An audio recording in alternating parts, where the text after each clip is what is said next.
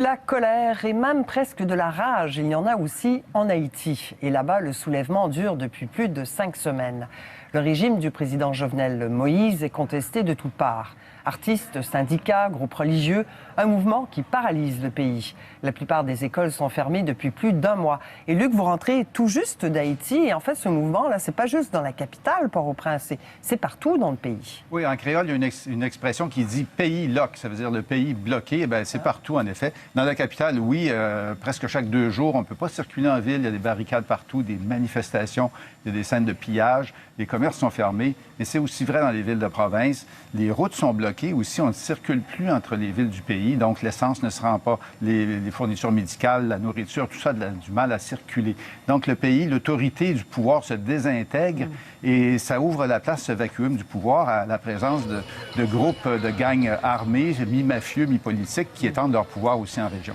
Et les causes de cette colère sont économiques, évidemment, mais il y a aussi une grande indignation face à la corruption qui ronge le pays. Oui, bien, sur le fond économique, en quelques mots, 70 de taux de chômage, des produits de première nécessité qui subissent une forte inflation. Pourquoi? Parce que le pays doit tout importer, ne produit presque rien. Et la devise haïtienne, la gourde, est en perte de vitesse constante par rapport aux monnaies étrangères. Donc, le PIB d'Haïti, vous savez, est inférieur aujourd'hui à ce qu'il était avant le séisme en 2010, donc il y a 10 ans.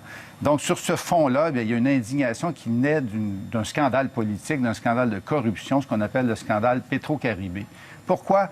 Eh bien, parce que le gouvernement, l'État haïtien bénéficiait d'un tarif préférentiel sur le pétrole du Venezuela. À partir de là, devait constituer un fonds pour aider au développement du pays. Ça a été dilapidé de toutes les façons.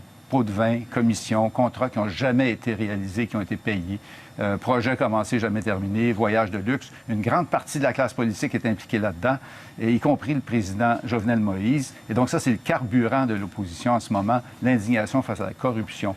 On écoute à ce sujet un des leaders du mouvement d'opposition, l'avocat André Michel, qui est un ex-candidat à la présidence d'ailleurs. S'il y a une bataille que nous devons mener et gagner, c'est la bataille contre la corruption.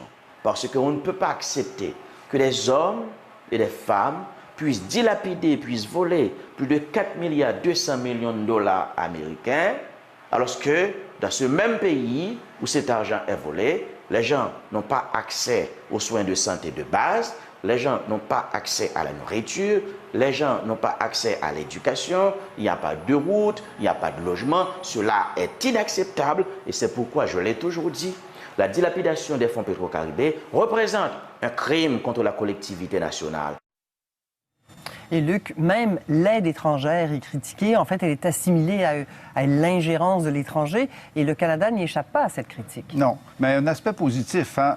Les Haïtiens disent beaucoup, les Haïtiens doivent solutionner eux-mêmes leurs problèmes.